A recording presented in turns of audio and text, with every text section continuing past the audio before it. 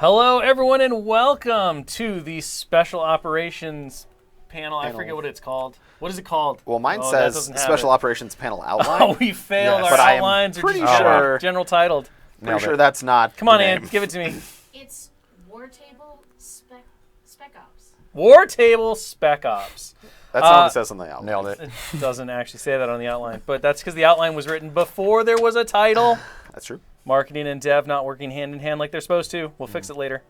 In post. In there a post. post in There is a Live post. Is there a post? We could edit We it all thought we were out. doing it live. Next year. All of it out. Perfect. Welcome to our War Table here on Spec Ops, Special Operations. We're going to be talking just overall about the development cycle, the design. This one was really unique in that we had a public beta, which you all helped out with. We're going to Thank you. discuss how that process went, what we learned, some of the fun things that we discovered, and give kind of a little bit of an overview for the whole different game mode. So kicking things off, I think the first big question, or the place to start, obviously, is the genesis. Why Special Operations? Why did we go for a traditional skirmish mode? Obviously, Legion has skirmish as a game format. That skirmish is more of like a battlefield-style skirmish, where it's a small force from an army that's fighting against each other. What we were looking for, really, was traditional miniature skirmish. So which one of you wants to walk us through what that means? Traditional miniature war game skirmish? Yeah, all the words. There's a lot of words. To me, I think it's about individual miniatures being representative of a character, not necessarily a named character from the setting, right? Like a character that a player can create or can be represented in that way. So no real unit-based stuff, to me. That's my opinion. Chat, I'm sorry if you disagree, but that's mine. So I think that's very important. And then I think heavily objective-based play is very important to it as well, where it is not always just about grinding your opponent down or defeating or destroying their units or miniatures. It's about completing an objective, and it's usually, in my opinion, once again, narratively focused. Yeah, asymmetrical, So, kind of like not competitively balanced per se. Yeah, I think in its sort of purest form, right? I think back to my days as a wee little peanut playing games. And to me, the skirmish games were much more about telling a story with your opponent rather than trying to crush their soul. Yeah. So, Yeah, and You can do both. I think I mean, sure, but it's like number one, narrative story, number two, crush soul. yeah, I think we wanted here to make a skirmish version of Legion that was not just a smaller version of the normal gameplay experience. It was something that was very distinct and narrative focused, and absolutely. it could be lead into a larger Legion experience. But we wanted it to feel familiar, but then distinct in mechanical ways. I mean, really, from a product concept standpoint, and why this one was really important as a game mode to introduce. From my viewpoint, looking at the life cycle of the products and where you want to go with everything, it was, the best. I think the best war games out there that are mass army have this mode in them because it's important not only to the narrative of the story, right? The crack team of operatives that's going in to do the thing that either prepares the fight for the big army to come in, or it's doing the thing while the army is doing its thing in the bigger battle.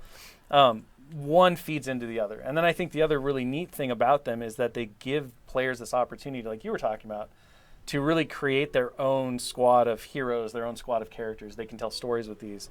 And so from how do you expand the value, the experience of the game in general, these kinds of traditional skirmish games have really important aspects that kind of feed into the overall movie that happens. Right.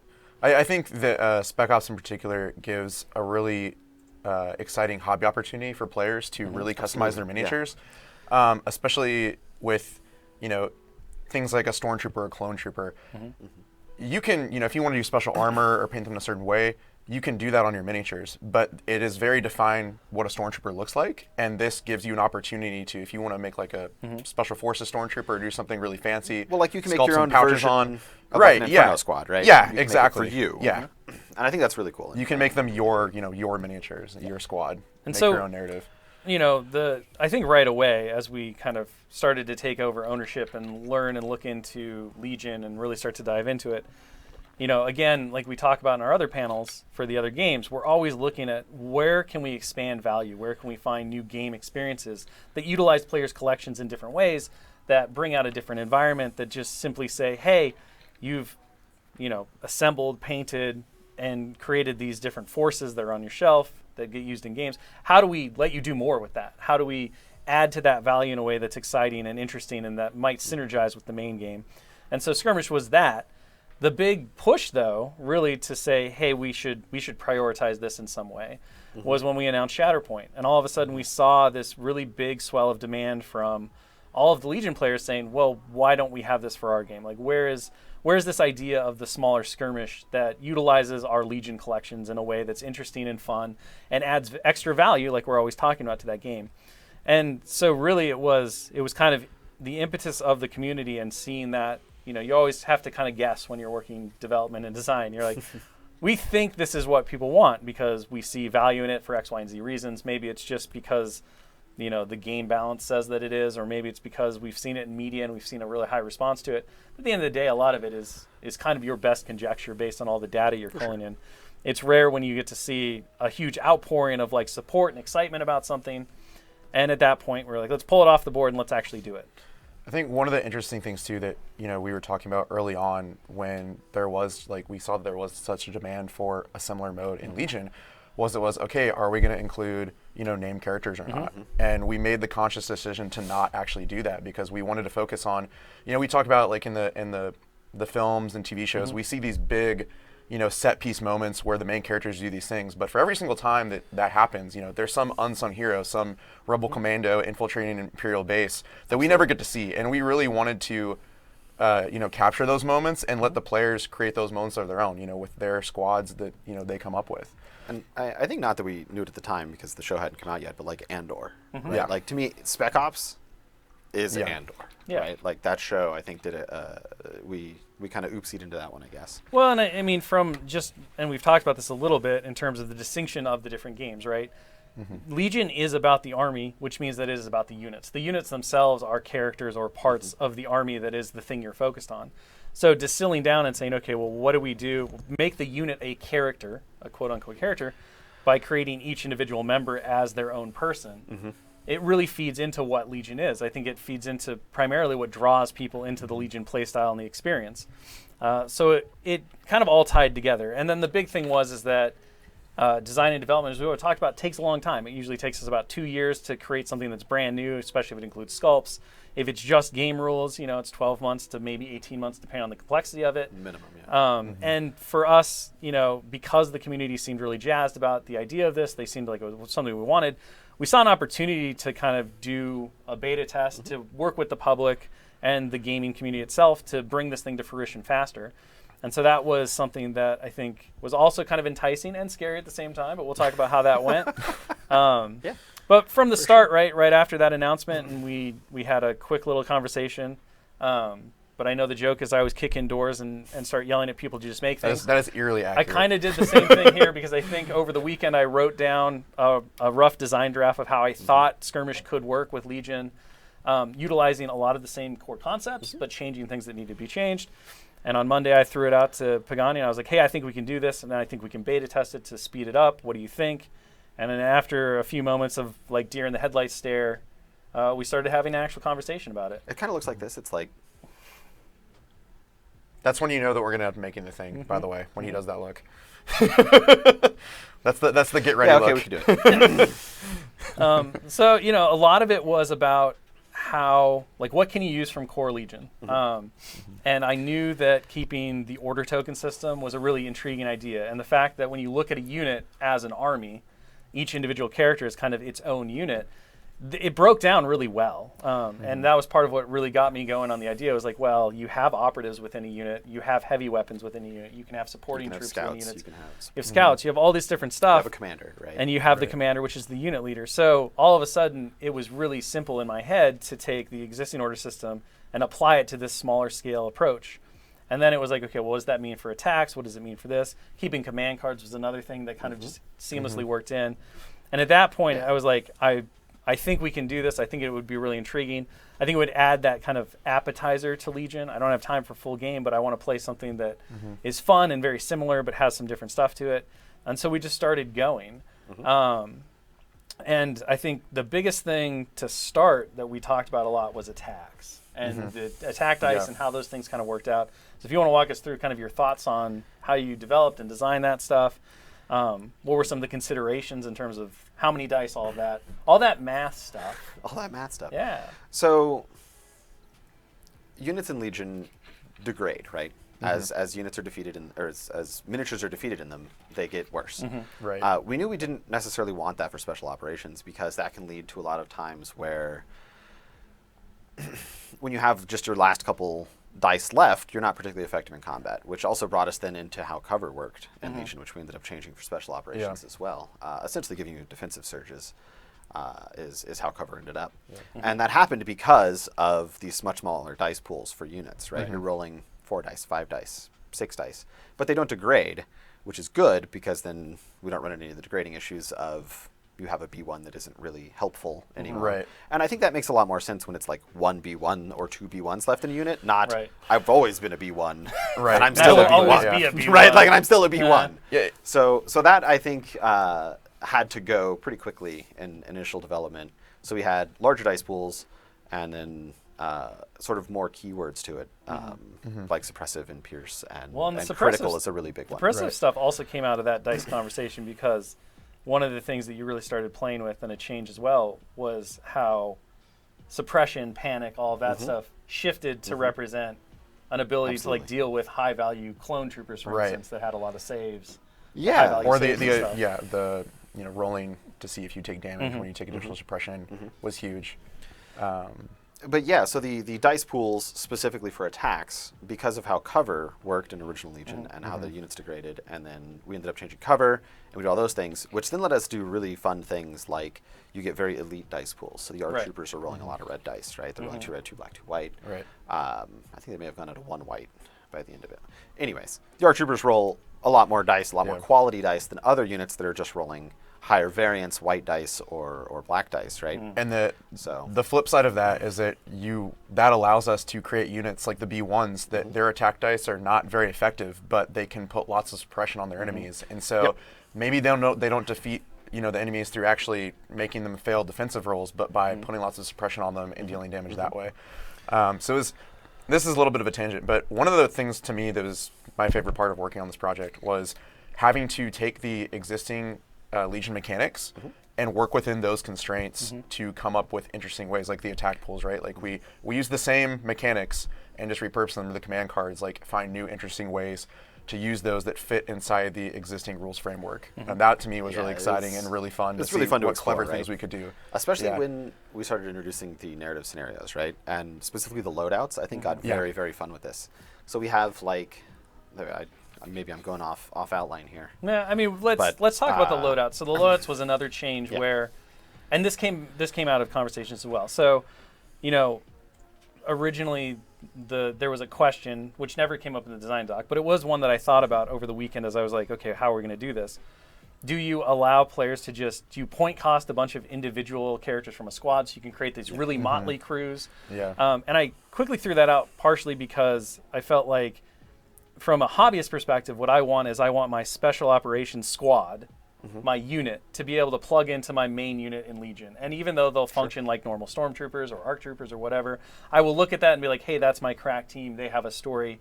They split off from the main army. They're kind of my personal characters.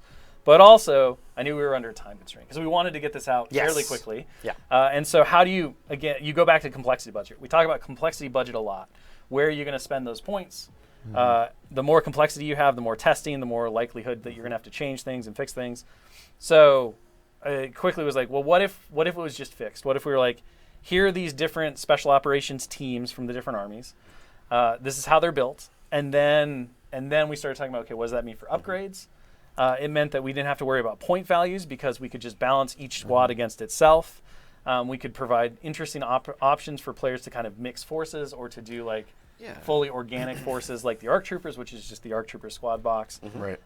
And then I think you took the loadout idea, which was we'll give players these A-B options to upgrade and really started to run with those. So talk us through that process and kind of how that worked out to be the way that it was in this kind of stable stasis environment when it comes to points, because there are no points.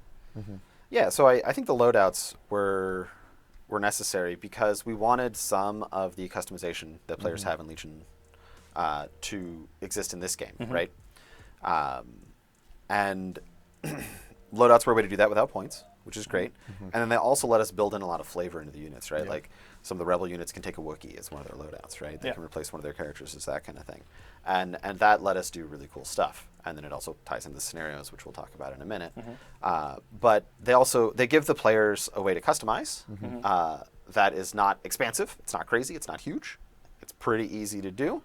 And I think, to me, the big aha moment for this was when we changed from customization from sort of squad creation into the, like, right before the game starts, right? So you get to kind of choose after you know stuff. So you get to, like, your crack team, your special operations team gets to know what they're doing before they put whatever they're going to put in their pocket, right? And it's a cool, like, narrative and hobby opportunity too, right? Because absolutely, there's multiple ways you can go about it. You can try to take whatever you think is going to be best in the game, or if you really want to, like we said, like, create your squad and create the fantasy for your squad of miniatures, and you want to sculpt on the extra equipment for that loadout, like, you can do that, or like paint it a certain way. That's awesome. So it just really lets the players have control over creating their own stories on the battlefield. I know I built a bunch of clones with the little goggles. Yeah, their visors. Visors. Yeah, those are cool. To see through the conditions and stuff. And then we ended up doing the conditions because we were like, well, what if we kind of had a little bit more that was kind of wacky and zany? Yeah. The conditions, which are weather effects, essentially, or disruptions to the battlefield. And then we got to interact with those with the loadouts, and I really like that. That, like, you get to know, like, oh man, my guys are going into this foggy area. Okay, let's get the high. Gotta get the night vision goggles. Yeah. So, yes. So I guess we haven't told them this. Oh, what? Oh. What are we jumping? But chat's talking about it. It was in beta. Oh, it wasn't beta. Maybe it's out of beta now. So so all this conversation is about the finalized version of Special Correct. Operations. And when we get to the end of this, you'll be able to go download it right away and see all of the work that has been done. Yep. And the final form of Special Operations. So there you go. Soft drum roll. Soft Early microphones get mad. Early spoiler before the end. We were going to save that for the end, but there you go. Yes. So let's talk a little bit about missions. Missions. You mentioned that you really Missions like are these exciting. game modes because the missions allow you to do more zany things like asymmetrical. absolutely. Attacker defenders are really important. Absolutely. So walk us through kind of the initial batch, how we got there, what we were looking at, everything that was going on. So we had our first mission that we ever made, which was shifting priorities, which is 3 points. One of the points is worth more. Yep. You got to run around and grab them, right? We had a lot of feedback about this in the beta about how to do the randomization and which points were active and how many turns can they be active and all that kind of stuff, right? Great feedback from the community in the beta on that one. And that's your symmetrical mission. Both people trying to do the same thing. Yep. Very, like, the most competitive standard. The balance, yes. Right. Yeah. The competitive standard mission, if you want to play competitively, Go for it. you may do that, and you may enjoy shifting priorities. And to be clear, I think even with asymmetrical scenarios, the idea of doing a special operations tournament, if that's something your community wants to do, you can do it with asymmetrics. The idea there, though, often, if you want to make it so that it feels even and balanced, or it is more competitive, quote unquote, is you have to make sure that attacker and defender play both sides. Right. Yeah, you'd have to play Each person gets a play both shot, sides, yeah. and then But because find of the someone smaller, to score it, right? the smaller time amount to play the game, it is much easier to crank out 2 games of Spec Ops to switch those sides, tabulate your scores, and go from there. There are systems out there that do that kind of have a more asymmetrical bent, but it is very much able to do. Let's talk about bring down the shields. Bring down the shields. Moving away from the classic one. I don't particularly know them by their fancy names. This will remind you. names. This will remind you. Yes. This is you have to transmit. You gotta the code. type in the codes. Yeah. So you gotta find the code. You gotta then bring it to the transmitter, and you gotta transmit the codes. And there's an attacker and a defender in the scenario. And I really like this one because it does add a high amount of variability. You have to roll the different codes things. You have to then put them on the thing, and you have to do it quickly. Right? There's only a few turns in special operations. There's not a ton. You don't get to play all 6. So, to me, this is a very high octane, very high pressure in a lot of these narrative scenarios are. I just love the visual of like as you get to fill up the card. The last verbal you know, trooper you typing just see in him the like typing in the code as they're trying to hit enter before it ends. And then like a droid falls out of the ceiling and lands on them, and they're like, God, Oh, not no!" again. To turn off. And Steve, not again. And this kind of goes back to like the idea of we talked about how these games integrate so well into fuller Legion games. Yeah. You can imagine the idea of players very quickly saying, okay, we're going to play Bring Down the Shields. You have to deactivate my shields. If you can do that, you'll gain a benefit in the game. Yeah. Right. If my shields are still up, I will gain a benefit. For example, like say an orbital bombardment. If you can bring down if your crack team can bring down my shields, the orbital bombardment happens. If you can't, there's no bombardment, that kind of stuff. I definitely remember us brainstorming when we, once we got past shifting priorities, which is not a very narrative-intensive scenario. I definitely remember us brainstorming, all right, what are these scenes, pivotal scenes in movies or shows, whatever, or just action movies in general. Like, all right, you have like the abandoned vehicle, or we got to submit the codes, or we're trying to infiltrate the base. What are these like really high-octane moments, like you said, that would make really cool scenarios? High pressure. Right, that Like either the work stakes on are high. that work on their own, Yeah. but can also feed into a full game of Legion, right? If they decide to do that. And yeah, I think the Bring Down the Shields one, very much that. My personal favorite is Transmit the Codes, and that's because I always love a good shell game. I definitely push to get the idea that you could swap the codes around, reveal the codes. Like I think shell games are always so much fun because that above the table game that you get to play is to me almost more fun than the actual table game. Like trying to bluff out your opponent, trying to do the poker face and be like, "What's going on? Where are you going with it?" So I was really happy with the way that turned out. And then we had the disabled vehicle one. Which, if you want to talk a little bit about the design on that one, Dursum, and give us kind of like the insight. Yeah, I think this one came from like I said, we were brainstorming situations, and we wanted to think of interesting things we could do, and we came up with this idea of a downed gunship or tank or some sort of vehicle, and the squad in the middle has to defend themselves until they can get extracted or whatever. And one of the other things that backtrack just a second to the transmit the codes one is that we wanted to create ways for the players to win and not have to necessarily table their opponent. So like in transmit the codes, It's very important. In transmit the this codes, Yeah. you can be on your last miniature and still win that mission. It's a binary if they win, make right? it there, right? Like- and the same thing with the defending the vehicle scenario.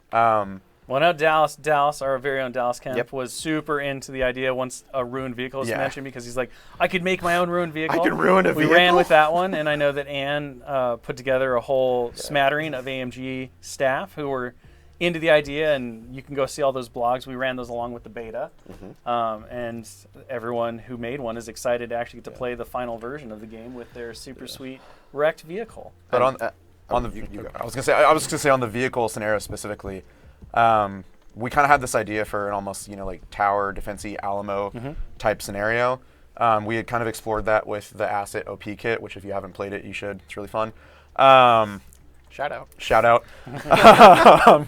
But we wanted that specific scenario, we thought that would really fit for Spec Ops and what was kind of the narrative vehicle where we could capture that same gameplay experience. So we came up with some sort of immobilized vehicle that they have to defend. Yeah, and what I wanted to mention about this one, and we got tons of feedback about this in the open betas, was what vehicle do I use? It's up to you. And the answer is whatever vehicle you want. I would use the ones that are on sort of the larger notched base, like the Saber tank and stuff. Yeah. But if you want to make a crashed ATRT, Look, maybe it's a really special Great. droideka. Right? it's It's a a very really It's a special very special droideka. droideka. it's got like tiny B1s in it that pop. I don't know. Gold plated. And that somewhat goes like- back to it being your story, right? Yeah, Maybe exactly. the Droideka has some important codes in it. Maybe the ATRT had an important, maybe use the crashed X-Wing, which Absolutely. has an Yeah. irregular base. There you go. right? Yep. You can use For sure. It really comes down to you having the conversation with your opponent and saying what kind of story do we want to tell, what kind of game do we want. Yeah. Let's just go with that. So let's dive into the different squads that are going to be available right out of the gate in this thing. You printed them out. I have them in front of us too. If anybody wants Beautiful. to Sure. wants to go through them, I can't. but Yeah, I can't help you. We kind of started off, talking earlier, we kind of started off with this idea of, all right, we're going to have 2 squads for each faction. One of them is going to be more kind of generalized. One will be more specialized elite. So one will be kind of your average grunts, and the other will be, the elite special forces types. And we also talked about how we want at least one of them to be kind of easy to assemble with one or 2 squad boxes, and then some are very specialized. So you have the ARC Troopers where it's just the ARC Trooper box. And then you have, I think, the Rebel Trooper one that you need miniatures from a couple different things. A couple different things. It's a kind of a hodgepodge. And that goes back to the previous conversation about we want players who have been playing the game for a long time and have wide collections to be able to really like cherry pick and pull things in and create those mishmashy squads if they want to. I will point something out, which will be a spoiler. So I apologize again, and no. I am so sorry. What is happening? That we in the beta we very specifically called out like R4 Astromech. Yes. And you will see that when this goes live, that they're now just labeled as Astromech. Yep. Use So whichever use whatever use Astromech whatever droid you want. Don't Astromech feel like you style have to droid you use want. We do not discriminate. an R4. So do what you want. Enjoy yourself. So there's obviously more squads than I think we can really talk about in the time we have, but if you have a favorite one that you like to work on, now would be the time to maybe dive into a little bit about that, or if you'd like to talk about just anything in general on the squads, we can dive in and do that. And I can even pull up the cards for you if you need a little joggy refresher. Oh no. I I need got no this? refresher on ARC Troopers. Oh, My that's boys. true. That was the very first squad you actually designed. Yeah. So of course they're that your was the first favorite. one. Of course they're your favorite. All right, tell us about your boys, the ARC Troopers. I really liked building an elite squad in special forces or special operations that are special forces. That are everything. They're special everything. They're just special all around. They're my special boys. Yeah. And making a very elite squad that is only 6 miniatures was very cool compared to say like the B1 squad, which is 10, or the Right. Rebels, which I think is 8 or 9. Because you can't choose how many people or how many units are in your squads, we had to be very careful about like, wow, activations are really important in Legion. This only has 6 versus other people having 8 or 10 or etc. Like, how can we build a squad that works inside of that and do that kind of thing? And I really enjoyed it, and I think our troopers look super cool, and I painted an entire special unit of them just for You this. did. You did. You even used those in playtest, I think. You did. Two I or did. 3 times. And I He was believe I very even played them on committed. live stream. Yeah, you did. I think I did. One of us did. Somebody Somebody played them did. on Someone live stream. did. They got played on live stream. What about their upgrades or kind of their loadouts? Like, what were the thought process kind of going in with those different loadouts there? Yeah, to me, our They're troopers the- are all just in about case you super wanted to elite know. training, right? So it's about like they have like flexibility training, right? They have complete the mission. They have low vis equipment. So these are like the Republic's guys Yeah. that are the best equipped. They have the coolest stuff. They got the best training, and they're kind of like specialized in their training as well. So that you kind of get to pick like, oh, which squad of them. But it's also very generic stuff because clones are like copy paste, right? Like. Right. You kind of get those things. So we didn't give them like you can swap this guy for this guy or something like that because the clones, it's just a clone. Like you can take Steve or you can take Bill, but they're still just a clone. So like we didn't go into a lot of the like specific like Character-y unique stuff. character-y stuff. Whereas you see some of that with like the Wookiee swapping out or in like the Rebel Saboteurs. Well, with the and things clone like that, right? troopers, the basic clone troopers and the clone trooper squad, they don't even have any special rules on their card. Because Correct. They are They're clones. literally blank. They're literally blank. So- They just get the clone trooper rule from the core rulebook, which then their loadouts modify. Just kind of show, I guess, like All right. different specific. Your training. turn, Mr. Dursum. Which so- one? Yeah, I was going to talk about the Empire Infantry Squad, actually. Sure. So, like, targeting back to what I said earlier, one of my favorite things working on this was because we weren't using the normal Legion units, we could kind of do whatever we wanted. And that really let us capture, in my opinion, what these units are supposed to feel like.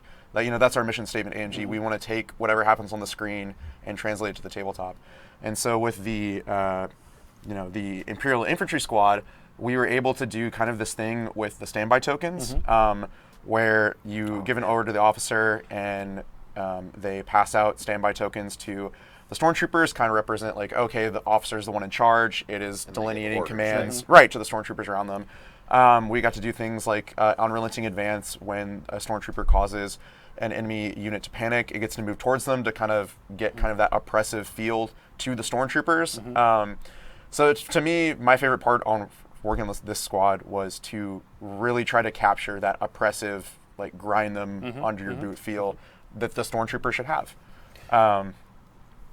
Yeah, it was just it was really fun experience. Something talking about the the different attacks and how everything worked that we didn't mention was we had a pretty big break from Legion, which is you don't use range tools anymore for measuring the ranges of your weapons. No, Yes. you don't. Instead, How do we you talk about got that? to go back to the old trusty tape measure. Yeah, so like, this is what we get for not sticking to the That's outline. right. That's right. That's all right. This is a Your fine- off-road this is a energy has fine- doomed this us, is a Will. This is fine spot Let's to do go. it. Fine spot to do it. No, so yeah, we tape measures versus tools, right? Mm-hmm.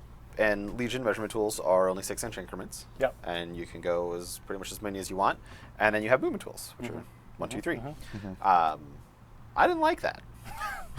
It made it very hard to manage the engagements, right? And I think this comes from the smaller Yeah. scale and the fact that you're trying to do asymmetric scenarios, but when your options are it can shoot 6 inches, 12 inches, or 18, Yeah. Yeah, all when of a sudden you We kind needed of measurements lose. that were not you in needed those smaller bands. increments. Yeah. So like the ARC troopers being range 8 or 10, I'm not sure I quite remember where they turned out. But like the very short range pistols, the longer range rifles, you get the longer range heavy weapons. Yeah.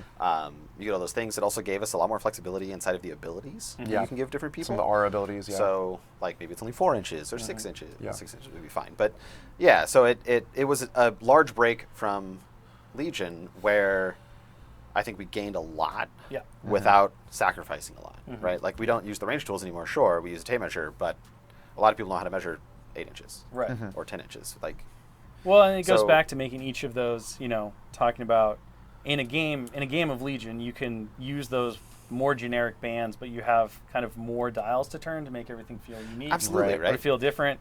Here, Yeah, for sure. if you want that heavy weapon to feel like the tank, yeah, you can't suddenly be like, well, he shoots the same distance as the regular like blaster Yeah. rifles. You're like, no, he shoots 18 inches and everyone else shoots 10 inches. And now all of a sudden And- it feels very meaningful. and like the difference between like a 6-inch range gun and a 12-inch range gun is gigantic. And between a 12-inch range gun and an 18-inch range gun is gigantic. Well, and I think something else to Like- mention too is a lot of the scenarios involve a lot of movement around the battlefield, and when you're playing on, a smaller battlefield on a 3x3, if you have a rebel trooper or a stormtrooper that's shooting range 3, which is 18 inches, that's Yeah. a lot of the battlefield. So if you Yeah. have objectives that force those miniatures to move the center of the battlefield, they can really attack anything. So we wanted to kind of rein in, Like put that some 14-inch limitations. range Right, on the Rebel exactly. troopers versus the 18. And that with becomes the really span, important, right? When you have rebel troopers that can suddenly shoot, 2 or 3 inches, 4 inches farther than the stormtroopers, now that's a whole interesting of, can I kind of kite their forces out and outrange them through smart positioning, things like that. So it gave us a lot of design space to play with by going to a tape and a measure. ton of flexibility. Oh yeah. So Yeah. which I love. I love being flexible. I And, think and using things in unique ways. unique ways. It goes back to the idea that, we wanted this game mode to feel very evocative of Legion, to make it not feel like it's its own distinct thing, but is a value add to the general experience. You still have to design things with a mind to what makes that experience the best it can be. And if that means breaking some core mechanics or going outside the box when it comes to how you measure ranges, it's important to do that, because I think everyone, when we go to a table and we spend our valuable time playing a game, we want that game experience to do the best it possibly can be, not necessarily something that like sacrifices joy for familiarity or for what came before it, right? And it's a fine line to walk. You don't want to go too far in either directions. Do we want to talk a little bit about any of the command cards or designing? We had the idea where you have the 3 faction-specific ones. Yep. And then each squad gives you Yeah. kind of an option of 2, depending on which squad you're picking. So you have some customization there. Yeah, I think we can talk about that a little bit, right? It's much like the squads, which are just set. Your command cards are set. You don't get to pick them. They're just, this is what you get. And as Shik mentioned earlier, this let us move quickly, but it also let us have known values, right? Yep. So we don't have to worry about, if and when we add more squads in the future, we don't have to worry about how it interacts with this card or Yeah. that card. Or It's this very card. siloed. So yeah, it's very siloed. So we can just be like, okay, we have these 3 cards. Great. We know what these 3 cards do. We don't have to look at 5 cards. Yeah. Now 7 cards. Now 9 cards. Now, and That siloed aspect was theory, one of the infinite growth, reasons we right. also decided to go with the loadouts instead of Yeah. just Absolutely. upgrades, because Absolutely. if with squad creation, if it's just set and you don't have to mess with that makes it very easy to balance, and because everything's siloed, you can just add stuff in the future, Yeah. not have to worry about it. and yes, because yes, I'm not going to get myself in trouble by giving an example that then will be run with. So let's not do that. All right, let's jump ahead. Almost got him. I tried. I let's- tried for you, chat. Let's jump to the next bullet point then. Let's save Pagani's skin so I don't have to flay him after we get out of this room. Let's talk about the beta test. So Beta test. huge thing for us. Absolutely. Obviously, you wouldn't have this now if it hadn't been for the help and the dedication of the community out there. So thank you very much. Thank you. For being a part of that and for providing great feedback. Walk us through that process. You were the man at the front. I think you read all of the feedback, worked with the team to get it put together, and Yeah, so it's- how did it go? What did we learn? What worked? What didn't? Well, so first I want to talk a little bit about like normal playtest, right? So we have playtest groups. The numbers vary, and we get, let's say, 100 reports in like a normal playtest cycle, right? Whatever that number is, I don't remember. I think we got like 700 reports or something It was per crazy. beta test cycle. It was a crazy number. So we got like a huge amount of data. So it kind of worked like we expected because we wanted to truncate the cycle. If you Yeah. do 100 normally, and you do that several you times, have to run. You only got to You run only two. had to run one, yeah. Not like 7. and it burned or, right or, through, or right? 14 even, right? Like, Right. so it was really great because we got a huge amount of information. We got it very quickly. We got it in like 6 to 8 weeks, which was awesome.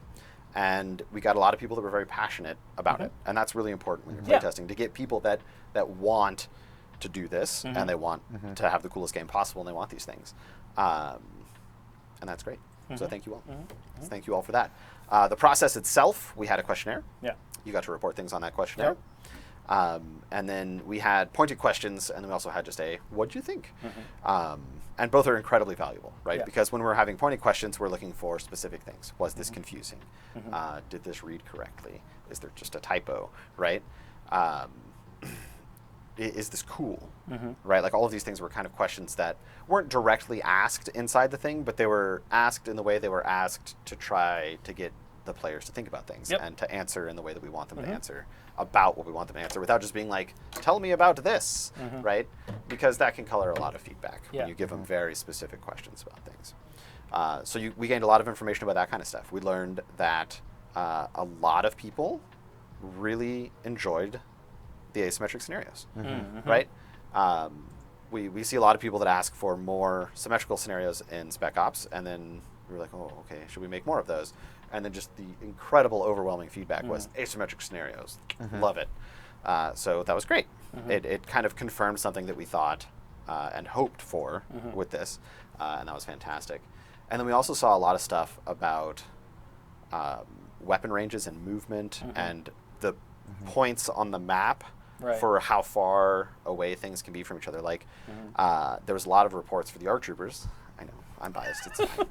That's what he remembers. Which were the ARC troopers' pistols are not long enough range to shoot between the points Right, in a lot of while the they're scenarios. standing on them, yeah. So they can't. Whereas essentially every other squad could hold down a point and affect another point. Right. The ARC troopers have to go over there. Yeah. Right. And like that was a very cool sort of thing that we knew, but like we didn't know how big of a deal it was Yeah. going to be. That in Right. these 700 plus games that we got, we were able to really see, oh, this is a problem. Okay, let's move the points a little closer together. Okay, let's increase their range a little bit, right? So that's the kind of stuff that we really get out of just a mass amount of information that we can get from these playtests. And we also got a lot of, as Dersim here likes to call it, tummy feels Yes. feedback, Tummy which is feels. kind of the generic, like, tell me about your game. I liked Right? this. I didn't Yeah, like this. I like this. This was cool. I live for hot takes. I liked that. This was, yeah. Yeah. Yeah. So we get tons of that, and that I think is almost more important than the like data-driven feedback of, hey, these guys can't shoot that far with their Right. blaster pistols. Yeah. As the I enjoyed this. Or the I or the like- novel about how this is my clone special Yeah. forces squad that infiltrated the CIS base and blew up the shield Yeah. generator. and like Which we people- got several of those. And People those were were super writing fun to read. stories Yeah. about their games, and I'm like, this is it. We have done it. We did it. Yeah. Thank you all. And that was. Was there any was big really, really surprise or something you didn't expect that kind of came out, or was it all pretty much like little tweaks, little tweaks, little tweaks? It was mostly little tweaks, Yeah. which I think had large impacts. Yeah. But there wasn't any like. I think there was. It's more on the squad balance side, I think, honestly, than more than the scenarios. It was mostly squad balance size. I know we redid the vehicle scenario pretty significantly. times, with, yeah. Like the deployment zones ended up moving significantly on that one. Yeah. But in terms of major rewrites, I don't think we had too many. I think there were maybe 2 or 3 command cards that got like full rewrites on it. Sorry, I'm talking about this as it happened a long time ago because it Yeah, It happened a long time ago did. for me. Yeah. For us, right? Like, Yeah, the project. and then it has to get made. Yeah, the projects. I So- mean, to give kind of an example of the timeline, right? Again, truncated, but you finished you finished that second beta round like end of May, mid-May, something like that. And Ish. of course, And I'm reading all the way through them, right? Yeah, So like, and- it's not like they end and then and I'm then like, changes were made. We did a couple of checks on that. Then it went to our fabulous graphic designers, Ritter specifically, who handles a lot of the Star Wars stuff, especially the Legion stuff right now. just does an incredible job. I am And- so excited for them to see the cards. Pumped because everything out. They're so good. Yeah, and Ritter actually Yes. did a redesign Yes. on the classic Legion cards to make them special operations They look compatible. fantastic. Yep. I love what he did there. I think it's a fabulous kind of revision that works really well for the game. And You'll I get think to that see will also that help here people shortly. not get confused them with It normal. will Right. definitely Yeah. mean So that like, no don't one's, use them in Legion. no one's please. playing a single Rebel Commando with two reds, two blacks on his A288. I want to live in that world, chick. Oh my gosh. Well, play special 280. operations. Um, You can. So yeah, I think that pretty much wraps up everything. For those wondering, we're very hopeful that this will be a game mode that we'll get to come back to. We definitely have ideas. Everyone has their own little squad internally that they want to be able to make, and of course, those desires often wind up at some point going on the idea board as well. And you know, For sure. but of course, the big thing is that we're really excited about this game mode, and we think it adds a lot to the game. The focus is always on the base game, right? It's always going to Absolutely. 80-90% of your work is always going to be okay.